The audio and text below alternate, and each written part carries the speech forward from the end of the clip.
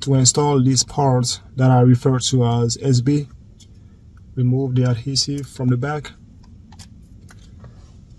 and this is the correct way to install it. So as you can see, make sure that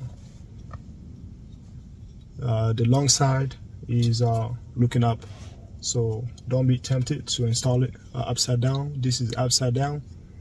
You want this long part to face up. As you can see, this needs to be facing up. And now try your best to align the part with the center of your head unit like this. It does not need to be perfect, but I just try your best and use some judgment.